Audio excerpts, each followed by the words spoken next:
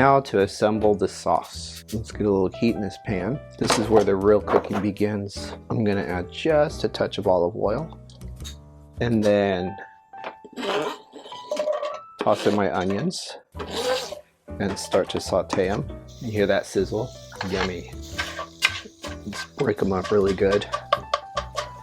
Now that they're mixed up and starting to heat, I'm gonna add my garlic paste, my black pepper, about a half a teaspoon of seasoned salt. I'm using the Lowry seasoned salt. Half teaspoon of Italian seasoning. It's pretty much a mix of basil, thyme, rosemary, sage, and oregano. If you don't have Italian seasoning, you could just, and you do have powdered seasonings like oregano, basil, thyme, or even fresh basil, oregano, and thyme. You can just add it in there. It's pretty good. Voila, Italian seasoning. I buy my ground beef in big Costco chunks and then break it up and freeze it. So when I'm ready to, when I need it, I can just throw a chunk of beef and thaw it from the freezer really good. It's about 2 pounds. 2 pounds of ground beef. We're gonna simmer it down.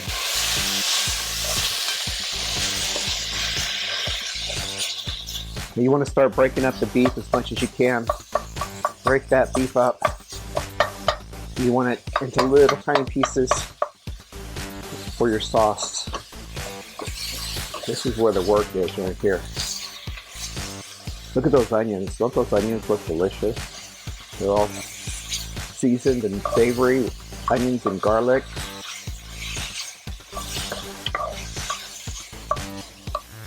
The timing's a little bit important when you're searing ground beef with onions. If you over-sear the onions and you add the ground beef, you're going to have little burnt chunks. So you want to just heat them up and then add your ground beef so that your beef can cook at about the same rate as your onions without burning your onions. If you do start to burn your onions, set them aside before you start searing your beef. If you set them aside before you start searing your beef, you can always just add them back in. The beef could be overcooked or cooked longer, but the onions, you don't want them to overcook.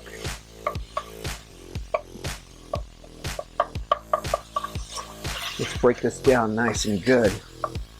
You can see how it's starting to turn into little chunks, and I want to get it all the way down to smush it into fine ground beef pieces.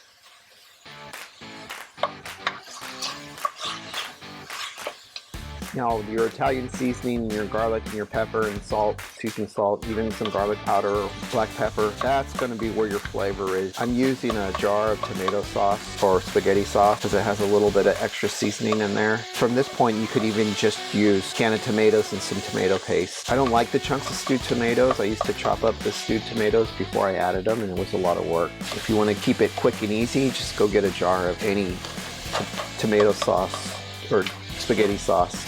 Smush it up. Let's get this broken down.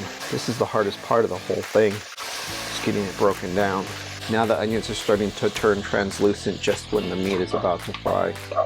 So that timing there is about 30 seconds of onion frying, maybe a minute, adding the beef. You also want to make sure that you don't have any liquid. Right now this is just fat that's rendering off of the beef. I think this is a 80-20, 80 meat, 20 fat. That's the secret of the beef. You don't have to do the garlic paste.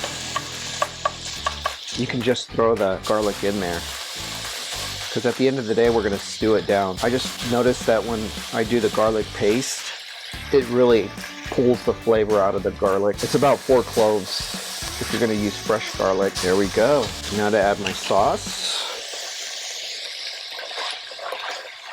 I'm going to turn the heat down. You see how there's so much sauce left in the jar and how dry this is? I want a lot more liquid. So I'm going to fill the jar full of water. I'm going to fill the jar full of water and shake it up really good to get all that sauce out of the jar. We don't want to waste any jar. And then add I used about a half a jar, so that's about a cup of water or a cup of liquid into the sauce. And now we want the flavors to meld together. I still have some pepper here. Let's go ahead and add that. Can never have enough black pepper and salt. Yeah, it smells perfect. I smell the garlic and pepper and onions.